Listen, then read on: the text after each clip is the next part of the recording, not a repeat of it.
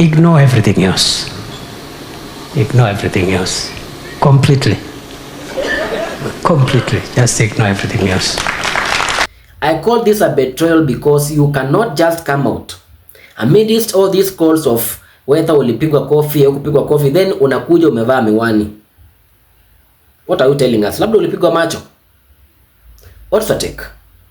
It would be very improper for me to start comparing myself with my brother, the second deputy president. Can we sit down? Mheshimiwa Malala, tuketi chini. Ngoja. Can we sit down? Professor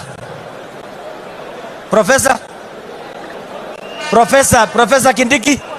Professor Kindiki, let's resume your seat.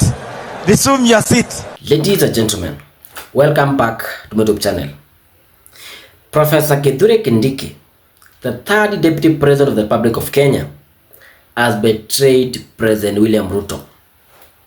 Don't know how you're going to take this one, but I want us to have a sober discussion around Professor Kithure Kindiki and William Ruto. I want us to check on the 3 months relationship when Kindiki is the deputy president and William Ruto is the president. Because I think in 2 to 3 occasions, Professor Kithure Kindiki has betrayed William Ruto. That's going to be our discussion. Before you continue, make sure you subscribe and give the video a like. Okay. Kindiki succeeded Rigathi Gachagua as the deputy president of the Republic of Kenya after President William Ruto and the Kenya Kwanza government kicked out Rigathi Gachagua as the deputy president through an impeachment motion. Okay. William Ruto then picked Professor Kithure Kindiki. Rigathi Gachagua moved and started making some noise from the mountain. And seemingly, or as at now, things are very bad in the Mount Kenya region as far as William Ruto's influence is concerned. So I think the first mandate or the first work for Professor Kithure Kindiki as the deputy president of the Republic of Kenya, who hails from the Mount Kenya region, Mount Kenya East to be exact, was to try and neutralize Rigathi Gachagua from the Mount Kenya region. But did you listen to the interview between Professor Kithure Kindiki and the media? If you missed that interview, I want us to listen to a very short clip by one Professor Kithure Kindiki calling Rigathi Gachagua his brother. Regarding you and the former deputy president, let's not even go with the qualitative differences, but clearly there are lessons you must have learned from Gachagua's tenure in office. What lessons are those? You know, my friend, in leadership is defined by certain ethos and parameters. And I want to persuade you to allow me not to discuss my brother, the Honorable Rigathi Gachagua, because he's my friend. And you've not heard me bad-mouthing him anywhere before when he was in this office or even after he left office. So please spare me, because it is not right. It is wrong to start comparing myself with the predecessor or someone who occupied this office now or in the past, or qualitative difference between you and the former deputy president, given that the operating environment hasn't changed? It would be very improper for me to start comparing myself with my brother, the second deputy president. Fellow Kenyans, are you telling me that Professor Kithure Kindiki, the deputy president of the Republic of Kenya and the principal assistant to William Ruto, was not given any instruction or was not instructed to attack Rigathi Gachagua? Is that one a political move to try and cool issues between Rigathi Gachagua and Kithure Kindiki and then bring in Uhuru Kenyatta? Are you telling me that Farouk Kibet, the PA of William Ruto, did not instruct or did not give any instruction to one Professor Kithure Kindiki concerning that interview with the media? In my opinion, I think regarding Gachagua, I think Professor Kithure Kindiki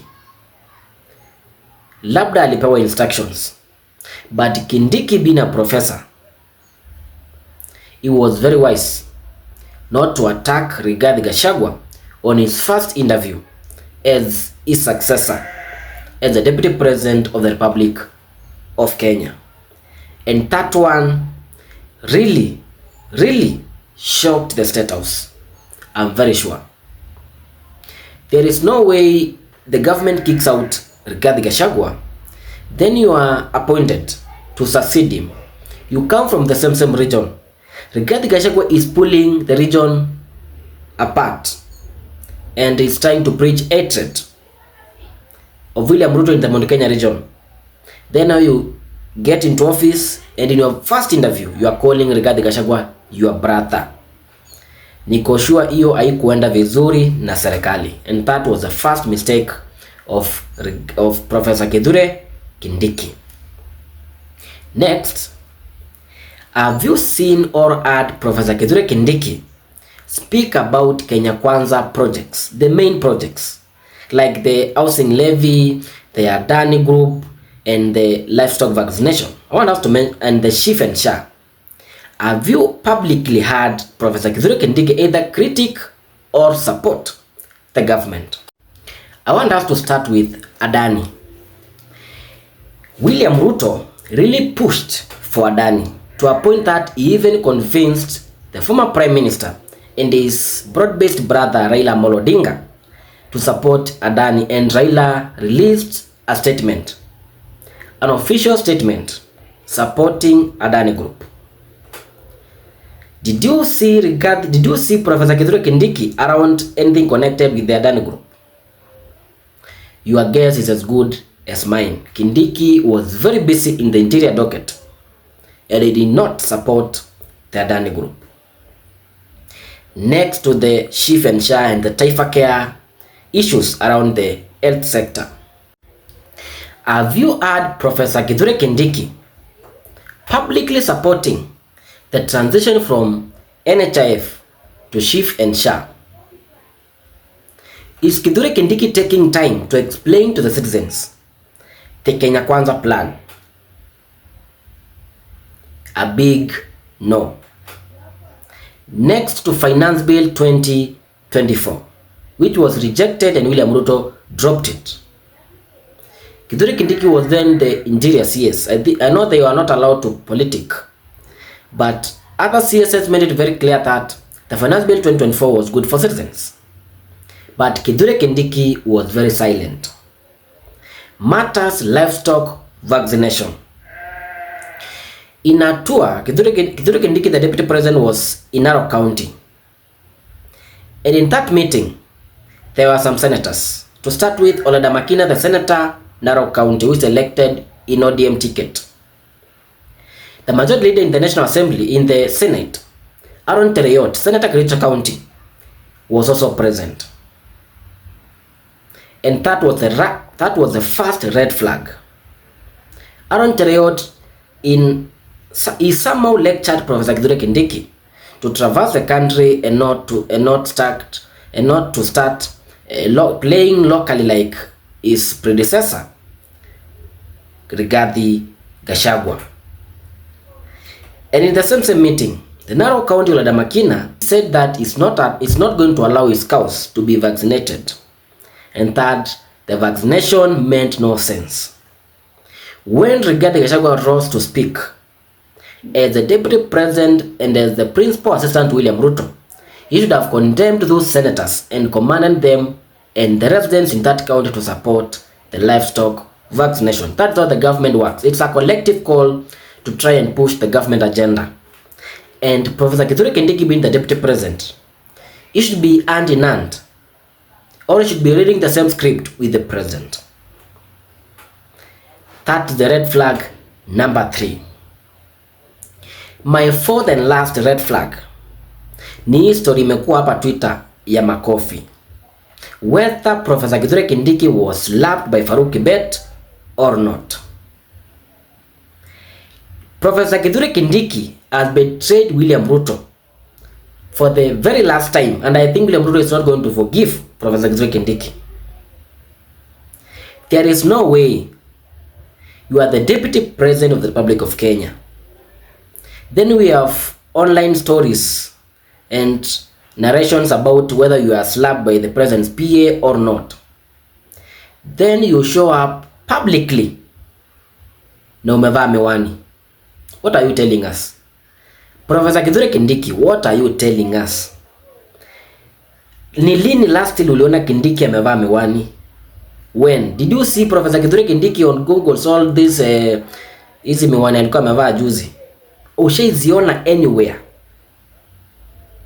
Now Wakenya wanasabu mpigwa kofi. And these stories have really escalated, and na watu wanasema ni kama ni ukweli because you missed the Happy New Year celebrations in Kisii County. You also missed the burial of Moses Wetangula's mother in Bungoma County, which is very critical. You are the Deputy President of the Republic of Kenya.